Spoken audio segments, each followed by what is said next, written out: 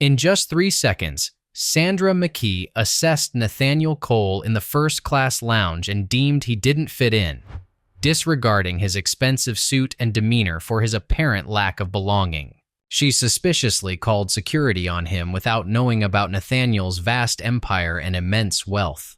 As Nathaniel was escorted away, most passengers avoided eye contact, but young Jamal recognized him as a tech icon.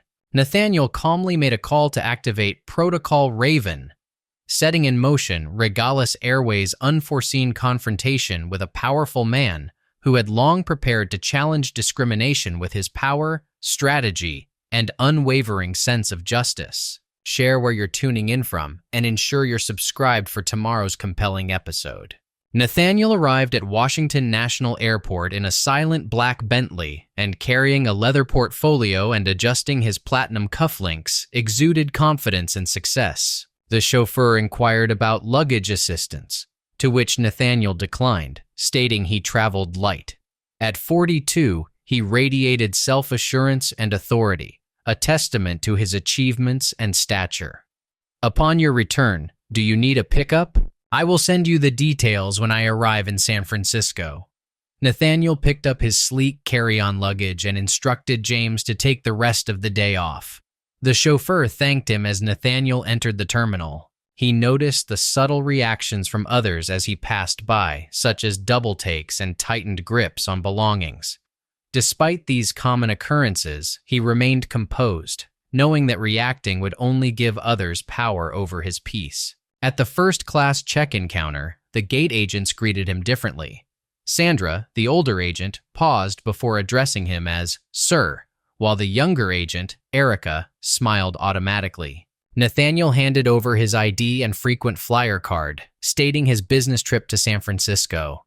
Sandra's demeanor remained guarded as she checked his documents, but Nathaniel remained calm and maintained eye contact throughout their interaction.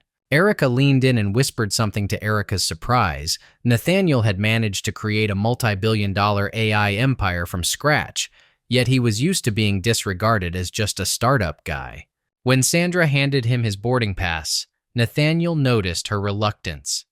She informed him that as a first-class passenger, he could go through the premium security lane and board at 10:45. As Nathaniel walked away, Sandra's gaze lingered on him. The TSA screening was routine, although Nathaniel was randomly selected for extra screening, a frequent occurrence for him. Despite feeling a bit humiliated, he remained composed. Upon arriving at the first-class lounge entrance, a young agent greeted him eagerly. However, Sandra hurried over and took charge, inspecting his documents closely. Nathaniel inquired if there was an issue, but Sandra, with a hint of disrespect, explained she was just following protocol, as his first-class ticket seemed unusual. Nathan raised an eyebrow, curious about why she found it unusual. Sandra's gaze became more focused as she insisted on ensuring all passengers were seated correctly.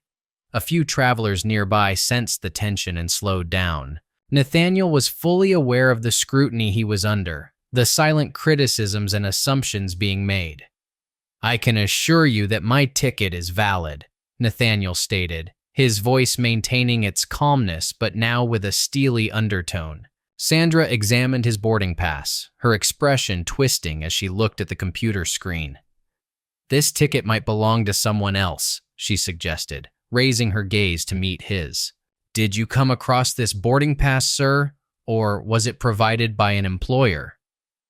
The insinuation lingered heavily in the atmosphere, and an elderly man in a golf shirt nearby scoffed loudly, suggesting Nathaniel might be lost. Sandra did not interject or defend Nathaniel.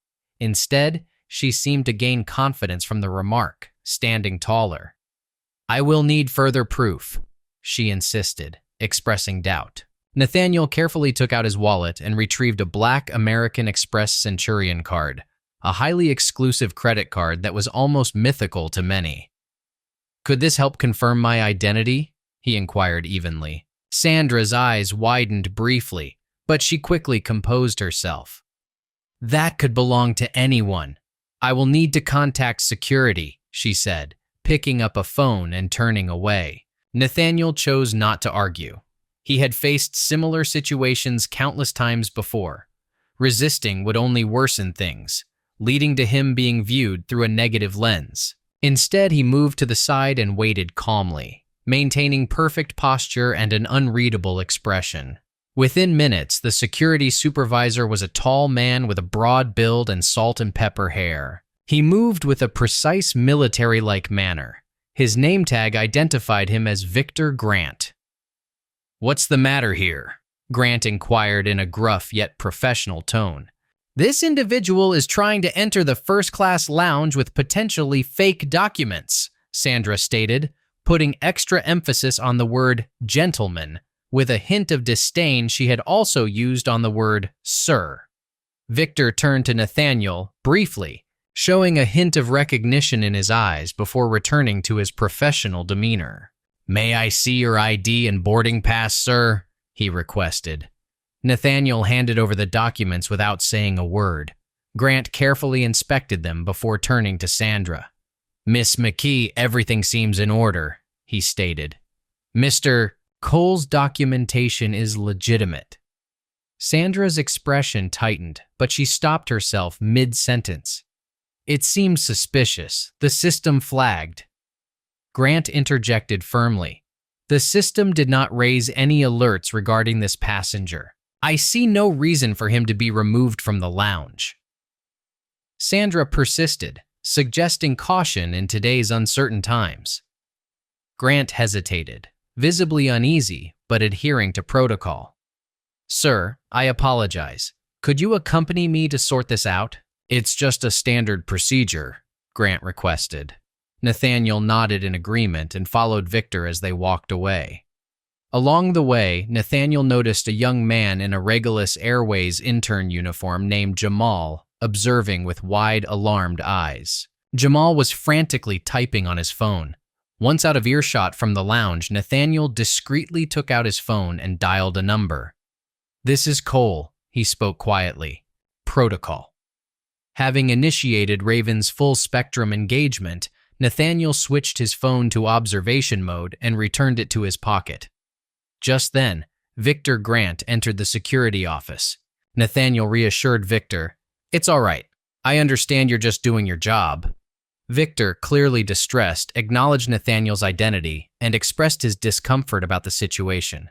Nathaniel simply nodded, knowing he had faced similar challenges before and that there would be repercussions this time. Meanwhile, in the terminal, Jamal Barnes was anxiously texting his friend in the IT department about the incident involving Nathaniel Cole. Shocked by the news, Derek Wells almost spilled his coffee upon reading Jamal's message and promptly called him to confirm. Jamal confirmed the severity of the situation, explaining how Nathaniel Cole, a crucial figure in airport systems development, had been escorted away by security as if he had committed a crime. Derek, alarmed by the news, highlighted Nathaniel's importance in airport infrastructure and national security protocols. Jamal, who had studied Nathaniel's work in college, emphasized his legendary status and expressed disbelief at how he was being treated. Derek contemplated the weight of what they had seen. The conversation mirrored the tale of a man who had become a symbol of creativity and excellence, a journey that began in much simpler circumstances 28 years earlier. At the age of 8, Nathaniel sat by himself on the stairs of Greenwood Foster Home, holding a well-worn notebook filled with complex numbers and diagrams that most adults wouldn't comprehend. His social worker, Miss Patterson, sat next to him, her touch gentle on his shoulder. "Your aunt won't be coming today, Nathaniel," she said softly. "I'm truly sorry." Nathaniel, having lost his parents in a car accident 2 years ago and with his aunt often breaking promises, nodded without surprise. "It's fine," he replied, still jotting down equations in his notebook. "I need to finish this." Miss Patterson examined his work with interest. "What is it you're working on?" "It's a system," he explained, his young face displaying a seriousness beyond his age. "To predict patterns. If you can predict patterns, you can prepare for what comes next." Miss Patterson's heart ached a bit. It made sense that this brilliant child, who had suffered so much at a young age, would fixate on foreseeing the future to prevent disasters. "You're a remarkable child, Nathaniel," she said. "One day, everyone will realize it."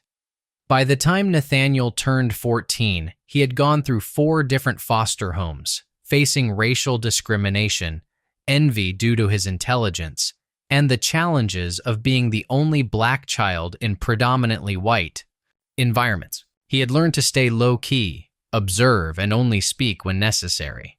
At Marshall High School, his math teacher, Mr. Winters, recognized something extraordinary in the reserved teen who effortlessly solved calculus problems while his peers struggled with basic algebra.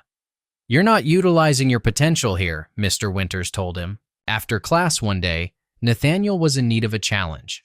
When Mr. Winters asked if he was up for the challenge, Nathaniel hesitated before showing his latest notebook filled with code he had been developing. Mr. Winters was amazed by the graduate-level work and asked Nathaniel about the predictive model for financial markets he was building.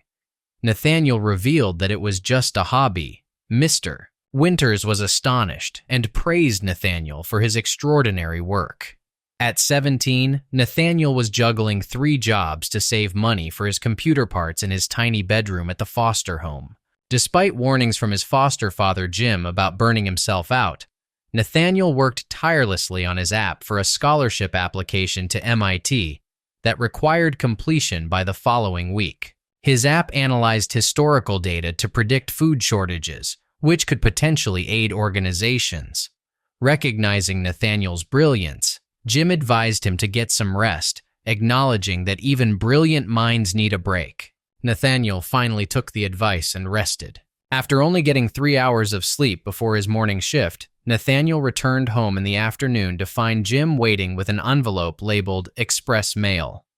Inside was a letter offering him a full scholarship to MIT. His foster parents threw him a small party that weekend, the first time anyone had celebrated him in such a way. It was supposed to mark the beginning of a perfect success story. However, 2 years later, 19-year-old Nathaniel found himself in a sterile conference room in downtown Boston, facing 3 well-dressed white men who seemed overly friendly. "Your algorithm is quite impressive, Mr. Cole," said Bradley Winston, the silver-haired venture capitalist sitting at the center. "Rough around the edges, but we see potential." "Thank you," Nathaniel replied, maintaining eye contact despite his discomfort. He had spent 2 years refining his predictive food shortage system to save thousands of lives. "We're prepared to offer you $50,000 for the IP, said another man, Andrew Phillips, according to his business card on the table. Nathaniel furrowed his brow, knowing the projected value was in the millions. "You're very optimistic," Winston chuckled, underestimating Nathaniel's creation. "We're taking all the risk here. You want to strip the humanitarian application and sell it to hedge funds?" "That's not its purpose," Nathaniel interrupted, realizing their intentions. Robert Davies, the third man, sighed impatiently and summarized. "Let's be practical, Mr. Cole. You're a sophomore from humble beginnings, without family connections or wealth. This offer is generous." Standing up, Nathaniel expressed his gratitude for their time, cautioning Winston against rejecting the offer. He warned that if declined, they would create a similar project in-house, leaving Nathaniel with nothing. Unfazed, Nathaniel decided to take his chances, gathering his prototype and leaving. 6 months later, Winston's company introduced a version of Nathaniel's system, having reverse-engineered parts of it from the demo, making significant profits. Nathaniel did not receive recognition or compensation, experiencing his first betrayal in business, a valuable lesson in the importance of power. Meanwhile, Jamal anxiously texted Derek, while similar conversations took place across the airport about Nathaniel Cole's detention. Observing the discomfort in Victor Grant as he rechecked Nathaniel's documents, Nathaniel questioned the situation, highlighting the potential deliberate nature of the misunderstanding. Despite Victor's formal apology, Nathaniel sensed something more underneath the surface.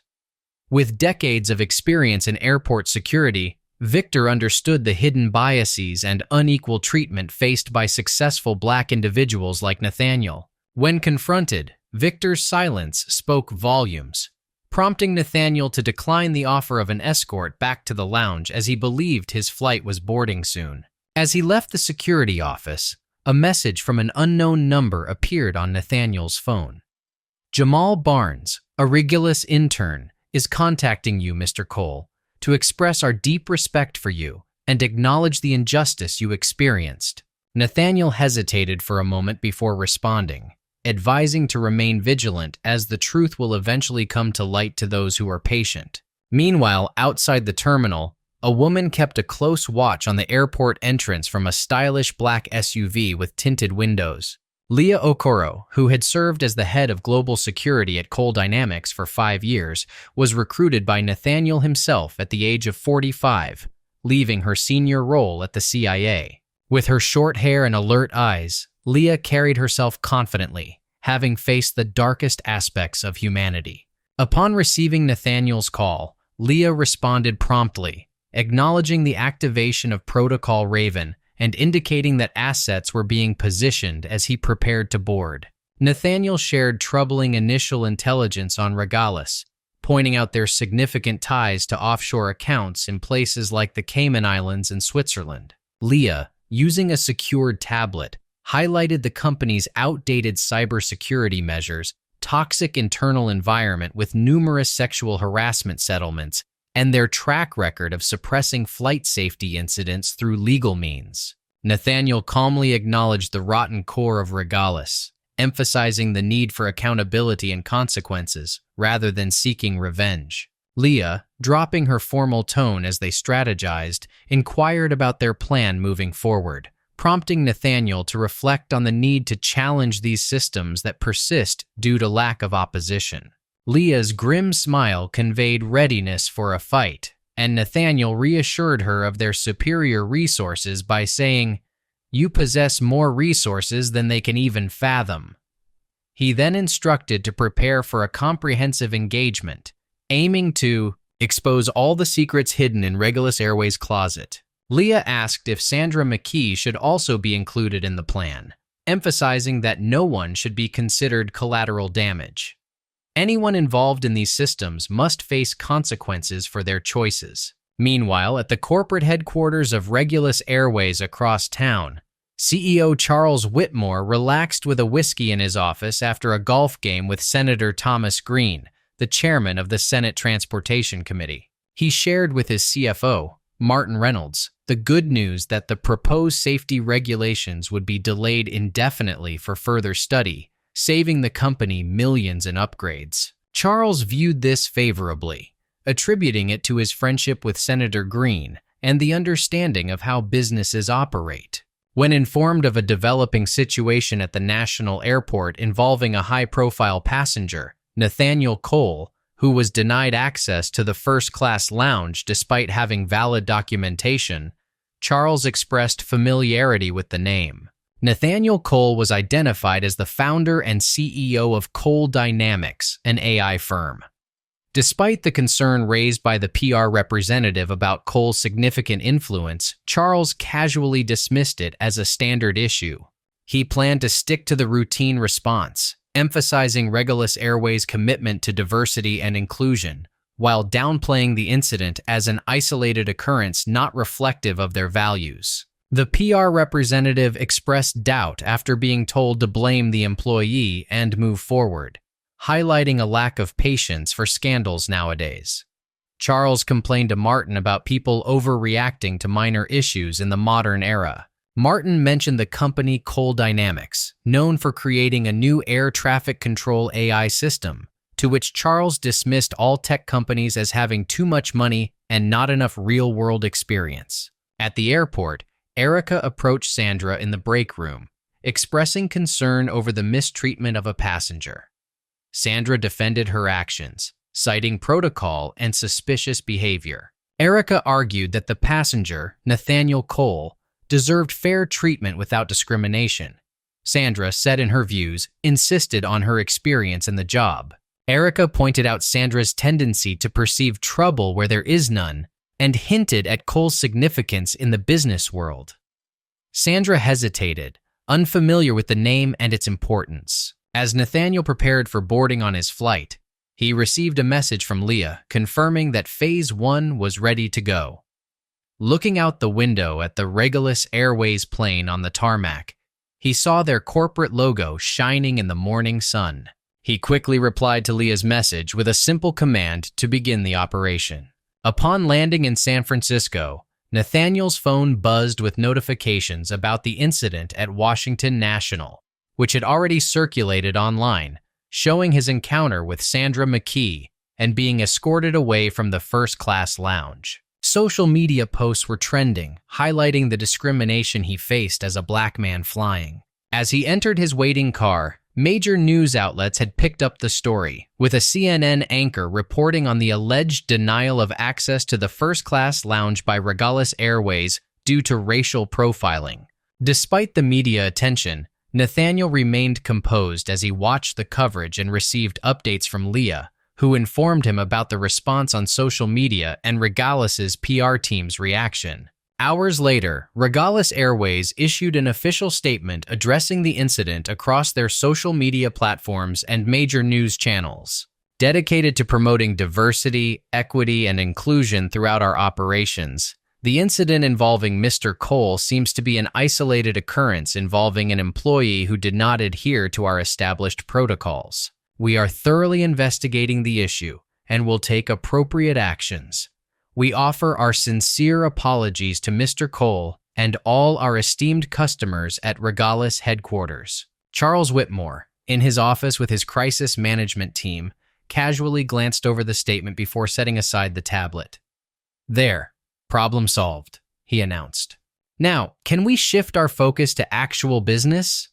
Listening intently, Teresa Williams, Regalis's chief communications officer, expressed her concern by pressing her lips together. "Sir, I don't believe this response will suffice. The situation looks very unfavorable, especially considering Mr. Cole's significant influence in tech circles." Charles responded with a dismissive gesture, stating, "It's just a minor PR issue, Teresa. Blame the employee, promise to improve vaguely, and move forward. That's how these matters are typically handled." Despite Charles's stance, Teresa suggested reaching out to Mr. Cole directly to offer a personal apology and possibly some form of compensation.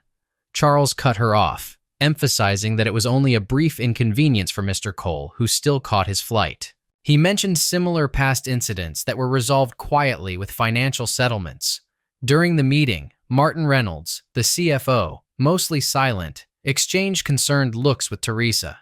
As Charles abruptly ended the meeting and left for a charity dinner, instructing them to manage the situation within a limited budget, Teresa confided in Martin about her unease. Martin acknowledged her concerns, indicating a lurking feeling of difference in this particular situation. Upon Charles determining what to do, he glanced at his phone, which vibrated, indicating an incoming call from airport security at Washington National Airport. Sandra McKee confidently strutted through the employee lounge, enjoying the attention of colleagues who were aware of recent events. She insisted she was simply carrying out her duties, emphasizing the importance of safeguarding premium areas due to uncertain circumstances nowadays. Standing nearby with her arms crossed, Erica challenged Sandra's account, accusing her of singling out a specific individual by leaving her post to intercept him in the lounge. The room fell silent as other employees observed the tense exchange. Sandra's expression hardened as she cautioned Erica about making untrue accusations against a senior colleague, warning of potential consequences. Before Erica could respond, their supervisor entered and summoned Sandra to his office without delay. Sandra's demeanor shifted from confidence to uncertainty as she followed him out, receiving a notification on her phone from Regalis HR regarding the review of employee social media accounts per an updated policy. Meanwhile, customers nationwide encountered issues with the Regalis Airways booking system, with flights disappearing and reappearing, reservations being downgraded without cause, and payment problems arising, causing inconvenience. At Regalis Airways headquarters in Dallas, IT personnel scrambled to pinpoint the root of the disruptions, with the lead engineer describing the situation as a system conflict. The director expressed growing frustration, mentioning that every time they fix one issue, 3 more pop up. He speculated whether it could be a hacking incident, but the engineer stated that there seemed to be no clear entry point as all security measures appeared to be functioning properly. The engineer noted that the disruption seemed targeted, affecting the most profitable routes and high-value customers, suggesting it was too specific to be random. Meanwhile, in San Francisco, Nathaniel monitored real-time data on multiple screens from his hotel suite as Leah informed him that their operation, codenamed Mirror, was underway. They had found vulnerabilities in the executive communications of Regalis, aiming to gather intelligence on Whitmore and his inner circle. Nathaniel approved of their tactics, which involved subtle digital insertions designed to appear as system errors, causing financial damage to Regalis. They also had an ally, an airport employee named Jamal Barnes, who provided access to internal communications and identified potential supporters within Regalis dissatisfied with the leadership. When asked about Sandra McKee, Leah revealed a troubling pattern of discriminatory behavior towards passengers of color, particularly in premium cabins, with the management burying numerous complaints against her. They also discussed Victor Grant, a former Air Force member with 20 years of airport security experience, considered ethical but limited by the system. Nathaniel instructed Leah to discreetly reach out to Victor to gauge his stance. Simultaneously, Jamal continued his work at the airport. Arriving for his shift at the airport, Jamal felt a mix of anxiety and determination. His phone lit up with a message from Derek, alerting him to a concerning situation in their systems. Their boss was in a panic. Jamal quickly replied, ensuring no one was observing him, requesting to be kept updated. Meanwhile, a few terminals down, Victor Grant was carefully scrutinizing security footage from the previous day. He repeatedly watched Nathaniel's interaction with Sandra, noting Sandra's negative body language and the unnecessary tension in the situation. As he delved deeper into the footage, a call interrupted his thoughts. Leah Okoro, the head of global security for Cole Dynamics, was on the line, requesting a private conversation about Nathaniel Cole. Victor, wary of how she obtained his number, cautiously engaged in the conversation. Leah commended his professionalism but questioned if he was truly following protocol or inadvertently promoting discrimination. Victor was taken aback, defending his actions as following procedure. However, Leah sensed his unease, insinuating that deep down he knew it was not right.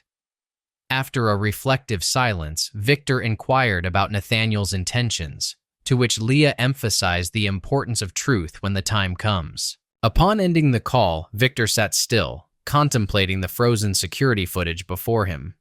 Throughout his 2 decades at the airport, he had encountered numerous situations, but none quite like this. Instances such as this one highlight moments when adherence to protocol masked underlying bias.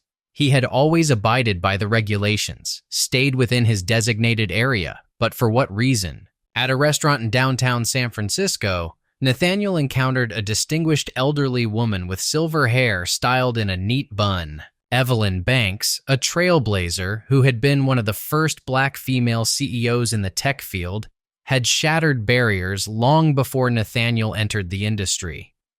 "I saw the news," she mentioned as they settled down at their secluded table. "It brings back memories." Nathaniel nodded, recognizing that certain things remain constant while others evolve. Evelyn challenged him, observing, 20 years ago, you would have had limited options. Now, you possess resources, influence, power." Nathaniel acknowledged her observation, affirming, "And I intend to utilize them." Thoughtfully sipping her wine, Evelyn remarked, "I instilled patience in you for a purpose, Nathaniel. In the grand scheme of things, patience prevails." "Am I being impulsive?" Nathaniel questioned. "It does feel personal," he admitted, "but it transcends beyond me. Regalis Airways has perpetuated discrimination under the guise of promoting diversity. They are corrupt to the core financially, ethically, operationally." In response to Evelyn's skepticism about him acting as judge, jury, and executioner, Nathaniel remained composed, asserting, "No, My aim is to foster transparency. The subsequent actions will be dictated by the market, regulators, and the public." After contemplating for a while, Evelyn scrutinized him. "You have meticulously contemplated this. You have grasped the essence of my teachings." "I recall," Nathaniel assured her. "This is not about seeking revenge, but ensuring accountability." As their dinner progressed, Regalis Airways systems across the nation continued to deteriorate. Customers flooded social media platforms with grievances about flight cancellations, lost bookings, and erroneous credit card charges. The hashtag #RegalisChaos began trending. Within the dark confines of the war room at Regalis headquarters, the director forcefully struck the table, expressing disbelief. "Despite our efforts to patch all vulnerabilities, how can this be happening?" A junior analyst cautiously offered a potential explanation, suggesting a pattern linked to the disruptions following the incident involving Nathaniel Cole. The director waved off the possibility as a mere coincidence. However, the analyst persisted, pointing out that Cole Dynamics had established the foundation for their booking systems 3 years prior. What if there is an undiscovered back door that was intentionally concealed until activated? The room fell silent with tension as the director, though uncertain, declared it to be impossible, asserting that their security team would have identified it. Meanwhile, Leah Okoro guided her team of cybersecurity experts as they commenced Phase 2 from a secure location. She instructed them to concentrate on internal communications, specifically seeking out any correspondence related to discriminatory practices or regulatory infractions. An analyst reported a discovery of Charles Whitmore's separate email server, which Leah immediately directed to be accessed. As insights were revealed, Jamal overheard a conversation between two managers hinting at placing blame on security supervisor Grant, causing his anticipation to spike. Pretending to sort pamphlets nearby, Jamal strained to catch snippets of the conversation, revealing internal turmoil within the organization, requesting someone in a position of power to take responsibility for the situation rather than Sandra, who was seen as an easy target due to potential direct discrimination implications. It would be more strategic to portray it as an overreaction in security. Upon their departure, Jamal discreetly messaged Derek about the plan to blame Victor Grant for the incident involving Cole. Derek promptly confirmed the plan and mentioned that Victor was suspended pending an investigation. That evening, during the escalating media coverage of Odds Regalis Airways, a mysterious message simultaneously appeared on all employees' computers, causing shock among the staff and panic among the executives.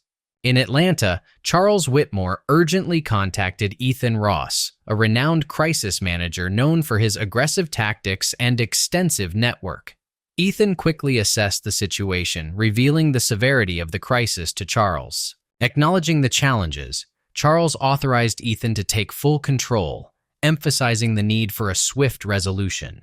Ethan outlined the necessary actions, including assuming authority over communications, accessing personnel records, and implementing enhanced security measures to address the crisis effectively. With a nod, Ethan assured Charles that he would handle the situation decisively, emphasizing the importance of a comprehensive approach to resolve the issue effectively. Identifying and neutralizing internal threats is our top priority, especially those who may sympathize with Cole or be enticed to leak information indicating the presence of a mole. Ethan's smile was devoid of warmth, a common behavior exhibited by organizations, particularly in times of crisis. The following day, security personnel were strategically placed throughout the terminal when Jamal arrived at work. As he approached the employee entrance, a guard stepped forward and requested Jamal Barnes to accompany him. Jamal's heart raced as he was escorted to a small conference room where Ethan Ross awaited, engrossed in a file. "Mr. Barnes," Ethan addressed without lifting his eyes, "please take a seat." Jamal hesitated, remaining on his feet, and asked, "What is this about?" Ethan finally met his gaze and expressed, "Your communications with Derek Wells. your involvement in the Nathaniel Cole incident and accessing confidential employee discussions. Jamal felt a lump form in his throat, unable to form a coherent response. Without allowing Jamal to speak, Ethan continued, "We have scrutinized your text messages, phone calls, and movements within the terminal," closing the file. He presented two options to Jamal: immediate termination for breaching company confidentiality policies, being blacklisted from the industry, and potentially facing legal repercussions for corporate espionage, or disclosing all details about his connections related to Nathaniel Cole and continuing his employment under Ethan's direct supervision. Meanwhile, in a similar setting across the terminal, Victor Grant was confronted by another member of Ethan's team with a similar ultimatum. Unlike Jamal, Victor, with years of experience, remained composed, asserting, "I have committed no wrongdoing." Lisa Chen, situated across from him, presented evidence that Victor's access card was utilized to review security footage of the Cole incident multiple times after hours, along with receiving a call from Leah Okoro, a key figure in the Cole matter. As the head of security, your personnel file indicates 3 complaints regarding discriminatory security measures in the past 2 years. Victor, remaining silent, was deemed a liability by Lisa. She mentioned that he could be an asset instead, urging him to share any information on Cole's plans. Victor truthfully replied that he had no knowledge of Mr. Cole's plans, rendering him useless to them. Meanwhile, across town in a modern co-working space, the COO of Regalis Airways, Helen Voss, met Leah Okoro under the guise of a personal meeting. Commenting on the irregularity of the situation, Helen spoke in a hushed tone, acknowledging the turbulent times they were in. Grateful for Leah's agreement to meet, Helen, a seasoned professional in the aviation industry, expressed her suspicions that the meeting was regarding Nathaniel Cole. Leah corrected her, stating it concerned Regalis Airways and its underlying issues. Observing Helen's neutral expression, Leah commended her for her efforts to reform the company from within, despite facing obstacles and resistance. Leah then presented a stark choice to Helen, emphasizing her potential to make a difference given her history of reporting violations and injustices within the company. Helen, taken aback, realized Leah had inside information. Facing the impending storm, Leah challenged Helen to decide which side of history she wanted to be on.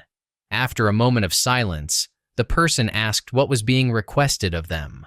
They were advised to be prepared for when evidence of Whitmore's wrongdoing becomes public, as they will be seen as a leader by others. As Leah exited the meeting, her secure phone received an update on her team's findings.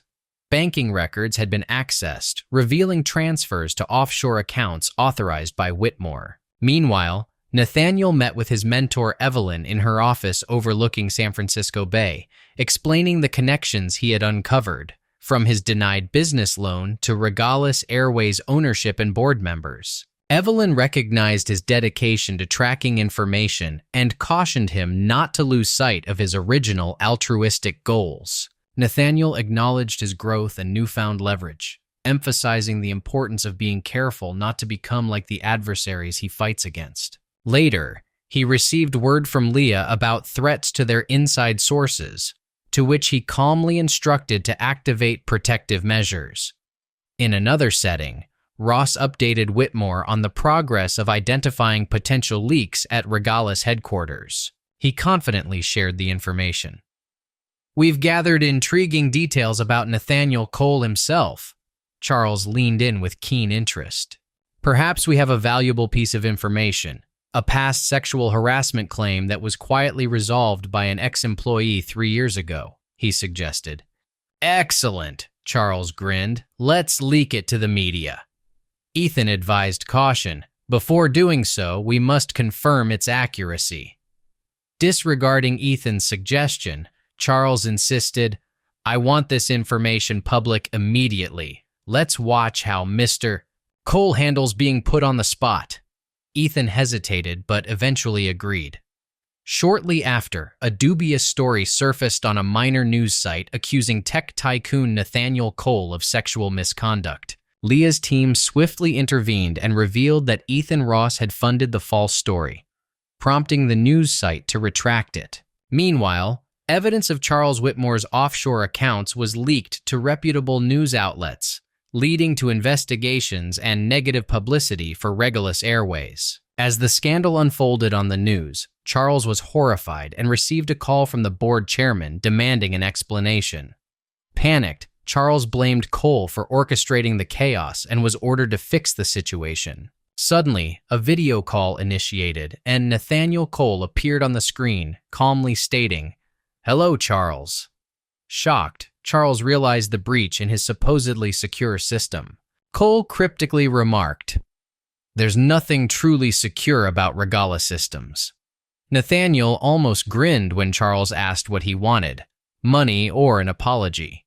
He confidently stated that he possessed more wealth than Charles could ever dream of. Nathaniel emphasized that an apology from Charles would hold no value to him.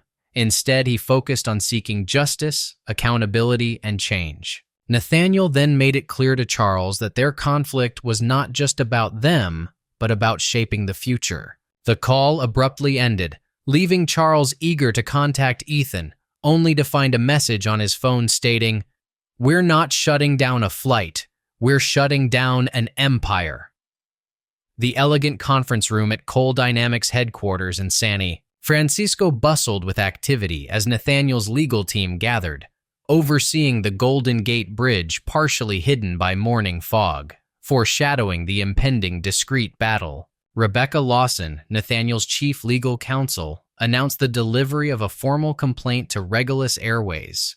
Known for her formidable litigation skills, her Navy suit and serious demeanor reflected her reputation in the corporate world. The accusations against the airline included racial discrimination, creating a hostile customer environment, and violating federal transportation equality laws. Nathaniel, with his fingers intertwined beneath his chin, inquired about Regulus Airways' response. Rebecca revealed that their legal team was struggling and had requested an extension to craft a reply. Nathaniel instructed to grant the extension, considering the letter as a mere distraction. The legal team exchanged looks, indicating that Phase 2 inches was progressing as intended.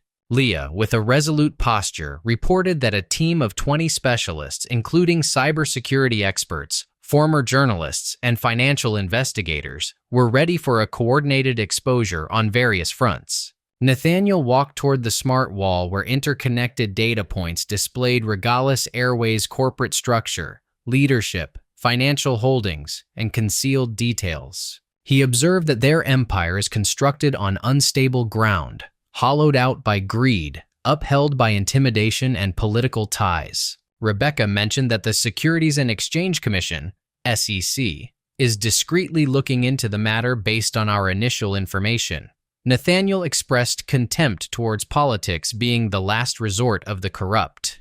He emphasized that this issue is not isolated to one incident or airline, but rather about unjust systems that exclude and protect the powerful. Sandra McKee is just a symptom of a larger problem. Leah brought up that our investigation revealed 12 previous formal complaints against Sandra for mistreating passengers, all of which were covered up by Regulus HR. Nathaniel, visibly angered, ensured protection for Erica, Jamal, and Victor as they embarked on their tasks. Meanwhile, Evelyn warned Nathaniel about Whitmore mobilizing his political connections. At Regulus Airways headquarters, the board of directors convened an urgent meeting. Tensions ran high as William Freeman suggested settling with Cole, apologizing publicly, and moving forward.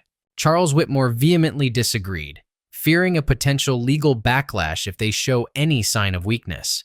This situation is rapidly escalating into a legal battle. Helen Voss observed the expressions of the board members, distinguishing between those troubled by the situation and those loyal to Charles Esco. She had witnessed Charles prioritizing profits over people for years, always careful to maintain plausible deniability.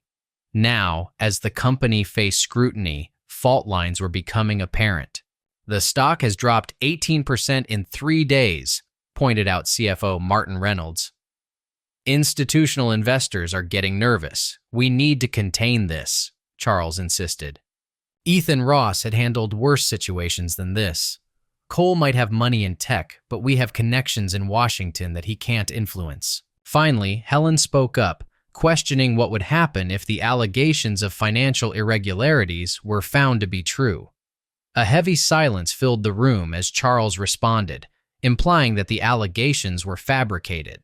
Helen maintained her stance, stating that she was considering all scenarios responsibly. The tension was interrupted by Charles's assistant entering with an urgent note that visibly shook Charles. He revealed that Cole Dynamics had released a cryptic statement on social media, suggesting that giants must fall, accumulating over 50,000 shares. Meanwhile, Jamal Barnes sat in his apartment, reflecting on his confrontation with Ethan Ross. After calling in sick, he pondered his next steps. When a call came from an unknown number, he answered cautiously, only to hear Leah Okoro from Cole Dynamics on the line, leaving Jamal intrigued and uncertain of the situation. Under Ethan Ross's supervision, you are currently being watched for safety.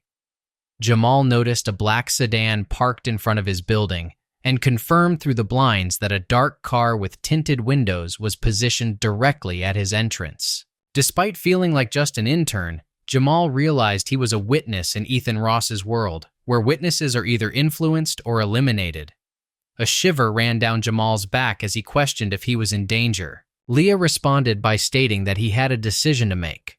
Remain silent and hope Ross loses interest, or stand up and assist in revealing the truth, assuring protection either way. In another part of town, Victor Grant packed up his belongings after rejecting Ethan Ross's demands, leading to him being placed on leave for investigation, a polite way of saying he was done. As Victor packed his belongings, his personal phone buzzed with a message informing him that a trustworthy driver in a black Tesla was waiting in the east parking lot for him.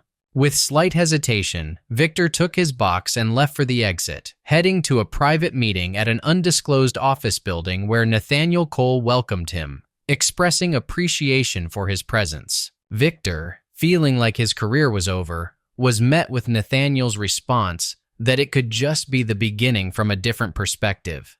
As they sat down, Nathaniel straightforwardly expressed that he sought nothing but the truth from Victor. Victor, after observing Nathaniel's demeanor of authority and composure, confessed to witnessing the corruption within Regulus for years, not limited to passengers, but also involving employee bias and security issues. Targeting specific groups with protocols, disappearing harassment complaints, Nathaniel acknowledged that they had discovered similar issues. However, having first-hand testimony from someone in his position would greatly reinforce their case. He was being asked to act as a whistleblower. In response, he was reminded that he was already the type of person who believed in doing what was right, even in challenging situations. At his temporary command center, Ethan Ross was in the process of reviewing files on potential areas to pressure Nathaniel Cole. One of his assistants interrupted his review to share an intriguing discovery about Cole's past. It was revealed that when Cole was establishing his initial business, it was essentially taken from him by venture capitalists at Winston Financial Group, where Bradley Winston, now on Regulus's advisory board, was a principal partner. Making connections between the airport incident and Cole's personal history, Ross realized that there was more at stake than initially thought. He instructed his team to gather all available information on Cole's first company and the events surrounding its acquisition. Meanwhile, Leah Okoro's investigation was uncovering even more significant revelations in a secure digital archive. She had compiled evidence of Regulus's unethical practices, including falsified flight maintenance records, harassment settlements with non-disclosure agreements, and most notably, documentation of private charter flights involved in human trafficking operations. Describing the connections to cartel money laundering through their charter subsidiary, Leah discussed her findings with Nathaniel during an encrypted video call. Despite his composed demeanor, Nathaniel's eyes betrayed a steely resolve as he requested further proof such as flight logs, financial transfers, and passenger manifests that contradicted official records before taking action. Stressing the need for precision and caution, he emphasized the importance of avoiding harm to innocent employees in the process. Upon returning home that evening, Sandra McKee was surprised to see paparazzi waiting at the end of her driveway, snapping photos as she hurriedly parked in her garage.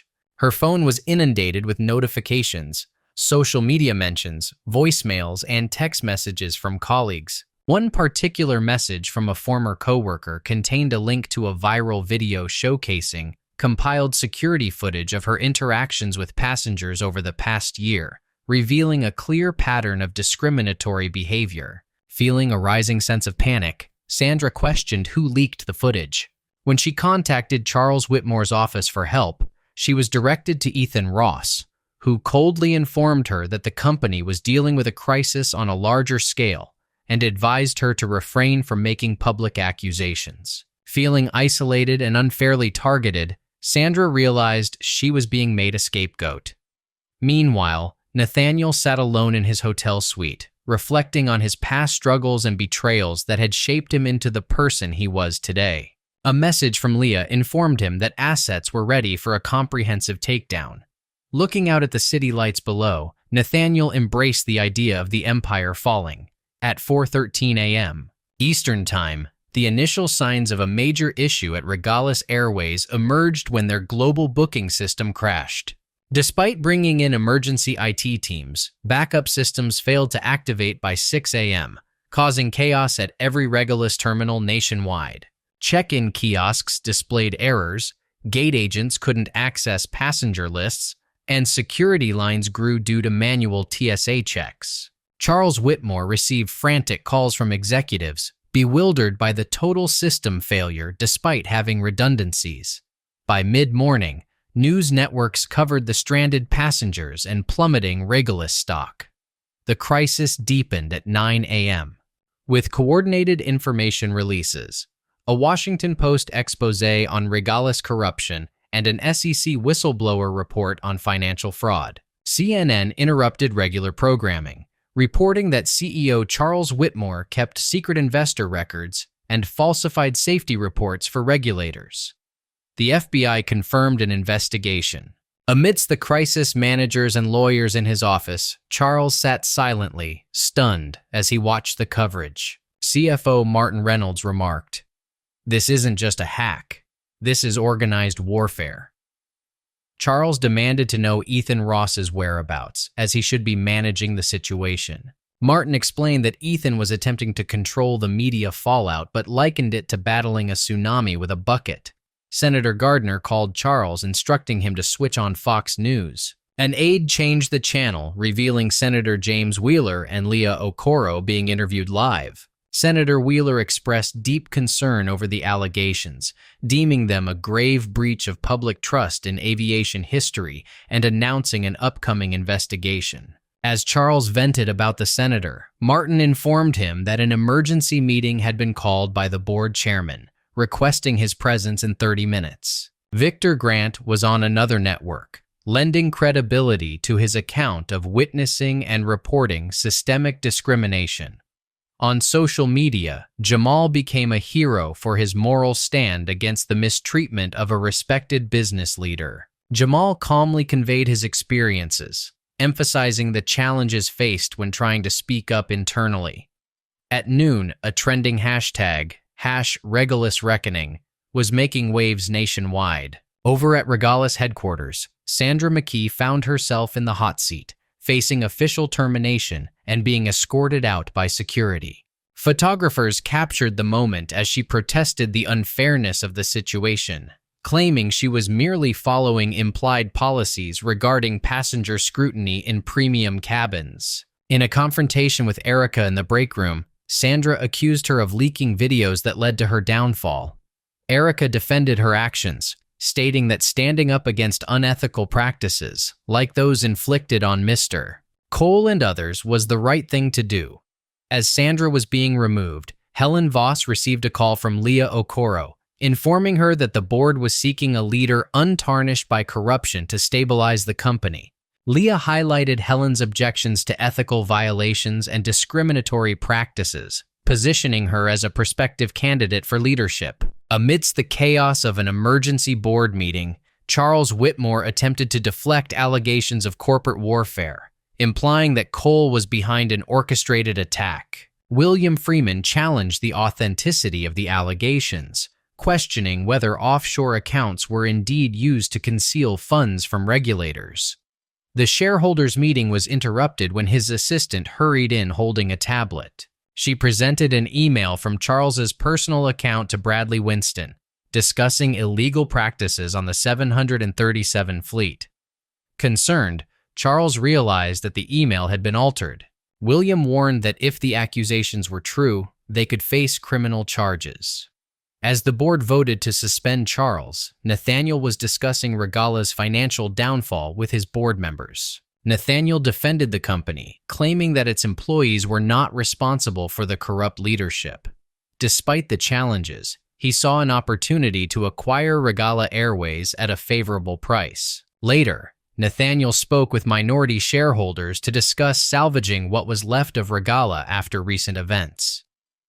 Some investors questioned Nathaniel's intentions, but he reassured them that he saw potential where others saw only failure. Ethical leadership and modern governance are missing from the pool of skilled employees. During a discussion about an acquisition, an investor mentioned transformation, to which Nathaniel countered that Cole Dynamics could acquire a controlling interest in Regala for about 30% of its value a week ago. One investor objected, calling it predatory, while another argued that it might be the only way to prevent a complete collapse. Nathaniel proposed that Cole Dynamics would purchase a controlling interest at a 50% premium over the current stock price. To address concerns about dismantling the company, a commitment to maintain current employment levels for at least 2 years and invest in modernization was suggested. Meanwhile, Erica discussed a wrongful termination lawsuit with Leah Okoro, who mentioned that Miss McKee claimed she was following an unwritten company policy on passenger profiling. Erica may need to testify, but evidence from 12 other incidents involving Miss McKee has been gathered to support her. Leah hinted at uncertain future developments for Regala depending on current decisions, but reassured Erica that Nathaniel Cole prioritizes accountability and positive change over damaging lives. Reflecting on her decision to speak up despite the risks, Erica acknowledged that certain values hold more importance than financial gain. Later that night, as Charles Whitmore was escorted from Regala's headquarters following a suspension pending investigation, he received an unexpected video. Despite his lawyer's advice, Nathaniel Cole accepted the call request from Charles. Bitterly, Charles asked, "Come to gloat?" Nathaniel calmly replied, "No, to offer perspective. Today may feel like the end for you, but it's actually the beginning of accountability. You've destroyed everything I built, but you did it to yourself, Charles. I simply exposed the truth." Leaning closer to the camera, Charles declared, "This isn't over." Nathaniel countered, "Actually, it is. But not for the 28,000 people working for Regala. They deserve better leadership." Nathaniel revealed his plan to meet with the board to discuss Cole Dynamics acquiring controlling interest in Regala Airways. As Charles stared in shock, Nathaniel ended the call. Looking out of his office window at San Francisco's sparkling lights, Nathaniel received a message from Leah about federal agents serving a warrant at Whitmore's residence. Determined, Nathaniel whispered, "Let the empire crumble, but this time, so we can build something better." Charles Whitmore's private jet landed at San Francisco International Airport under a stormy sky. For 3 days since his suspension as Regala Airways CEO, the company's stock had plummeted, and his reputation was tarnished in the media. Facing frozen personal accounts by the SEC, he agreed to a meeting with Nathaniel at the Regala board's insistence, not out of loyalty to the company, but to appear cooperative. In an effort to lessen his legal risk, his driver skillfully maneuvered through the city to the headquarters of Cole Dynamics. The building, a modern tower constructed of glass and sustainable materials, exuded an air of sophistication even on this overcast day. Unlike Regala's ornate Atlanta headquarters, Cole's structure was characterized by its elegant simplicity and subtle power. Upon arrival, Charles directed his driver to wait while he entered the premises, anticipating a brief visit. The security guard recognized Charles as he approached, instructing him to take a seat and wait for further assistance. Charles, punctual for his scheduled meeting with Nathaniel Cole, declined the offered coffee and sat rigidly in one of the sparse lobby chairs. Approaching the desk once again at 10:45, Charles inquired about his meeting with Nathaniel Cole, but was asked to continue waiting. Frustration mounting, Charles reluctantly returned to his seat, his patience waning. By 11:30, he was pacing the lobby, his facade of composure crumbling by noon. His annoyance finally surfacing, Charles snapped at the receptionist, expressing his dissatisfaction at the prolonged wait, asserting his status as a CEO. Leah Okoro, a cool female voice behind him, revealed his former CEO position and informed him that Mr. Cole was ready to meet. Without waiting for a reply, she led the way to the elevators, prompting Charles to follow suit, momentarily setting aside his wounded pride. As they ascended to the executive floor, Charles questioned the business practices of Cole, criticizing the lengthy delays. Leah's composed gaze made Charles feel transparent as she emphasized the value of Mr. Cole's time over his own. The elevator doors opened directly into Nathaniel's office. In a room offering expansive views of the bay, Nathaniel gazed out at the city below, with Charles initiating the conversation. "Mr. Cole," Charles said, injecting confidence into his tone, "I'm grateful for your time. I believe we can find a mutually beneficial resolution to this situation." Nathaniel turned towards Charles, who, despite feeling unsettled by Nathaniel's casual demeanor, sat across from him. Cutting to the point, Charles leaned in and addressed Nathaniel, acknowledging the negative impact on their company's stock and reputation. Nathaniel, after a moment of silence, emphasized the importance of accountability beyond individual incidents, focusing on systemic issues. Charles dismissed the notion, urging Nathaniel to name his price, but Nathaniel redirected the conversation by revealing evidence of corruption within Regulus Airways. As Nathaniel outlined the extent of misconduct, Charles's expression turned grave, realizing the gravity of the situation. Nathaniel, with a collection of private company records bearing Charles's signature or direct approvals, accused him of corporate espionage for obtaining these through hacking. Charles, irritated, seemed more concerned about the evidence's origin than the crimes themselves. Nathaniel proposed Cole Dynamics acquiring Regulus Airways at $20 per share, prompting Charles's disbelief due to the current market value being significantly lower. Nathaniel assured that the share price would plummet after impending federal indictments. Pressured, Charles questioned the benefits for him, to which Nathaniel offered the possibility of evading federal prison by cooperating and confessing. Charles, grappling for leverage, rejected the proposal, leading Nathaniel to highlight his crumbling empire and the inevitability of his downfall. Charles abruptly left the meeting, vowing legal action, but Nathaniel hinted at more revelations awaiting him outside.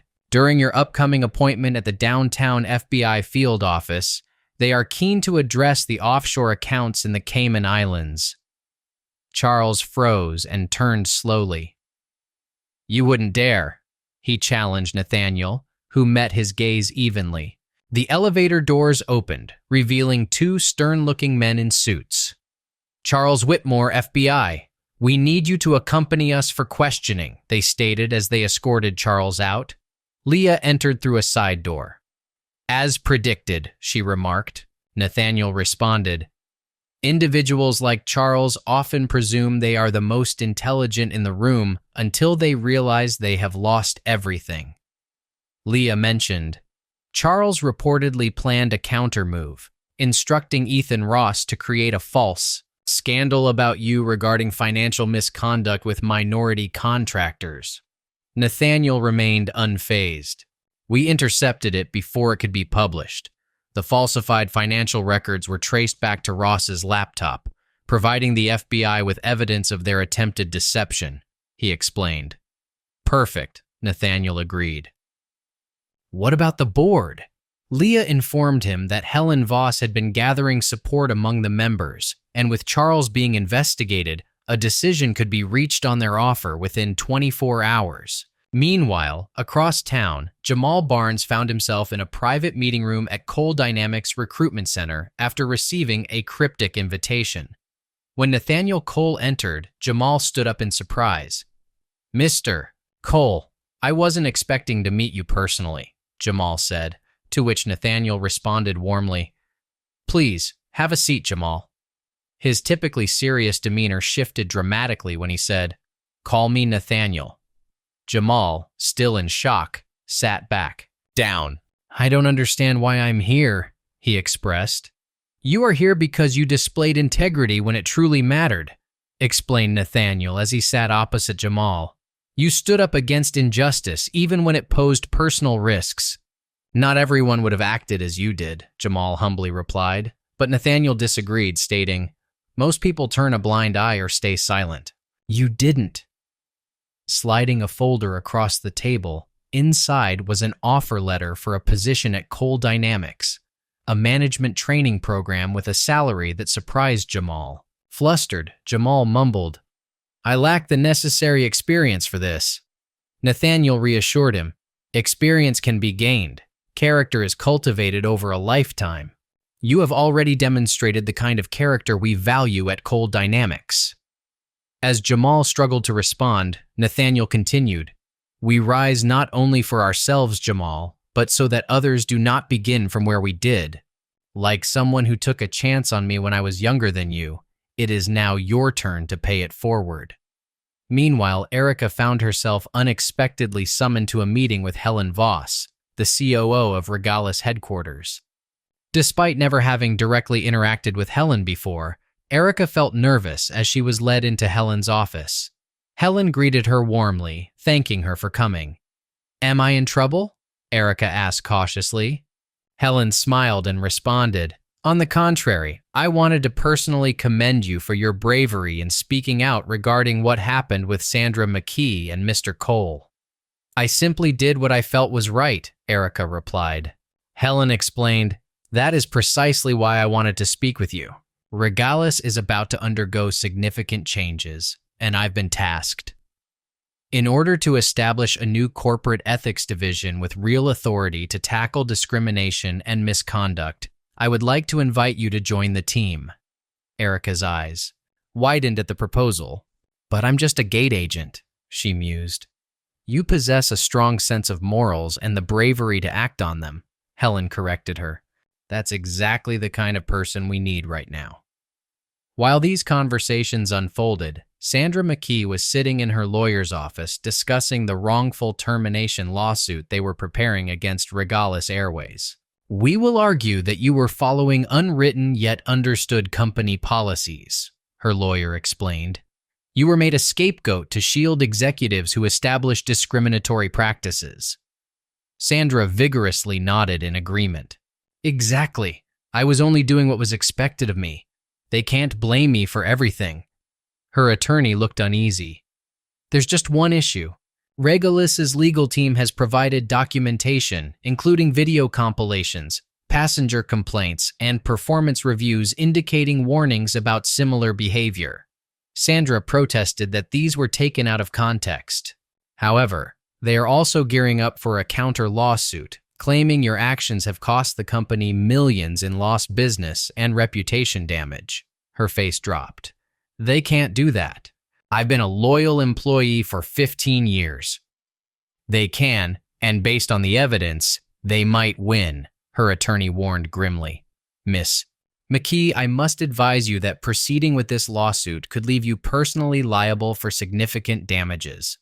Meanwhile, the board of directors of Regalis convened to vote on Cole Dynamics' acquisition offer. The discussion grew intense, with opinions sharply divided. "This is extortion," argued one director. "Cole is exploiting our vulnerability." "Our vulnerability is self-inflicted," countered William Freeman. "The other options are bankruptcy and federal receivership." Questioned by a skeptical board member, Helen Voss expressed confidence in Nathaniel Cole's commitment to preserving jobs. She highlighted Cole's stellar reputation in the business world, built on integrity and innovation, in comparison to the current leadership under Charles. Despite some debate, the vote in favor of accepting Cole Dynamics' offer prevailed 11-3. The news of the acquisition sparked interest among financial analysts, with one from CNBC calling it unprecedented. The acquisition involves Cole Dynamics, primarily a tech and AI company, acquiring a major airline, marking a bold move that swiftly transforms both entities. Meanwhile, in a federal holding facility, Charles Whitmore received the distressing news of the vote outcome from his attorney. Consumed by rage, he vowed that the situation was far from over and Cole would hear from him again.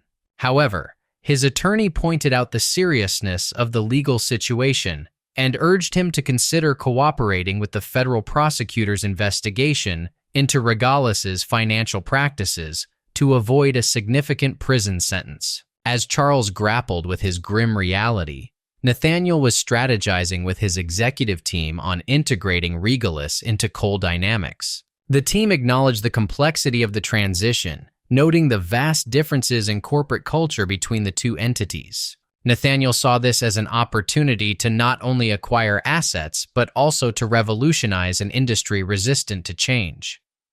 "Should we retain the Regalis brand?" inquired the chief marketing officer. Nathaniel declined, indicating that the name was now tainted and a fresh identity was needed to reflect the ongoing transformation. "How about Cole Air?" suggested the CMO. Nathaniel pondered the suggestion and then agreed, repeating, "Cole Air, where everyone belongs." 3 months post-acquisition, the rebranded Cole Air had made significant changes that went beyond just a new name and logo. The official launch event at Washington National Airport was a grand affair, highlighting the remarkable turnaround at the former Regalis Airways. Amidst the crowd, Nathaniel confidently addressed the audience, emphasizing Cole Air's commitment to dignity and respect for all passengers and employees. He outlined the company's inclusive policies, including diversity training, anonymous reporting systems, and initiatives to support underprivileged communities and students. Nathaniel shared, "Colleges believe that everyone should have the right to mobility, physical, economic, and social, not just the privileged." Jamal Barnes, seated in the front row, was filled with emotion as he watched. Just 6 months prior, he had been an underappreciated intern who witnessed discrimination firsthand. Now he was excelling in Cole Dynamics' management training program and about to speak on national television about his journey. When introduced by Nathaniel, Jamal approached the podium with a mix of nerves and determination. "My story starts with recognizing injustice and understanding that staying silent was not an option," Jamal shared as the audience listened intently. "It's also about acknowledging the potential within us and the systems we often overlook. An airline is more than just a business. It is a door to opportunities and connections to the world, and everyone should have access to it." Cameras captured the diverse group of executives, including Erica, now leading the passenger experience and equality division, and Victor Grant, who had taken on the role of Director of Security Operations for Cole Air. After the speeches, guests and media explored the revamped interior of the first Cole airplane, focusing on accessibility and comfort for all passengers. Nathaniel took a moment with Helen Voss, informing her that she had been appointed as CEO. Helen, astonished, reflected on her journey from facing barriers to now leading the company. "You were always the most qualified for the role," Nathaniel reassured her, referring to the previous CEO's limitations. Helen inquired about Nathaniel Cole's future plans, and he mentioned having other projects to work on with a slight smile. In a different part of the city, Charles Whitmore agreed to a reduced sentence in exchange for testifying against other executives involved in financial crimes. Despite his suppressed anger, he chose not to comment on the launch of Cole Air as reporters sought his response. Meanwhile, Leah Okoro was recognized and promoted for her dedication and skills within Cole Dynamics. Nathaniel praised her loyalty and handed her a symbolic key to the executive floor in a private ceremony. Justice may be delayed, but it eventually prevails. 2 weeks later, Nathaniel visited his old neighborhood in Chicago's South Side, reflecting on the challenges he faced growing up in an area plagued by underinvestment and limited opportunities. Despite the memories of his difficult past, the school principal welcomed him warmly as the children eagerly awaited his visit. Nathaniel assured her that it was his pleasure and inquired about the readiness for the announcement. She confirmed that everything was set, although she still found it hard to believe that it was actually happening. Inside the school gymnasium, a large crowd of students eagerly awaited the special assembly. When Nathaniel stepped onto the stage, a silence fell over the room. Reflecting on his own past, he shared how he once sat in their places dreaming of a future that seemed out of reach. Now, he was there to convey that with talent and opportunity, nothing is unattainable. He revealed the plans for the Cole Foundation's major project involving a $50 million investment in the community. This initiative included a cutting-edge technology center, scholarships, and a wide-ranging mentorship network linking students with professionals in various fields. Nathaniel stressed that this was not just charity, but an investment in their potential and the future they shared. As the audience erupted in applause, Nathaniel experienced a moment of genuine emotion. This was the reason behind his ventures, not for power or vengeance, but for lasting change. Reflecting on his journey, he remembered his humble beginnings and the intricate equations he once worked on. Now, as he embarked on the inaugural flight of Cole Air, he appreciated the significant progress and the diverse team that welcomed him aboard. The redesigned cabin prioritized comfort and accessibility for all passengers, with clear messaging throughout emphasizing dignity for every traveler. As a flight attendant handed Mr. Cole a glass of water and expressed gratitude for his presence on board, Nathaniel responded warmly, appreciating the sentiment.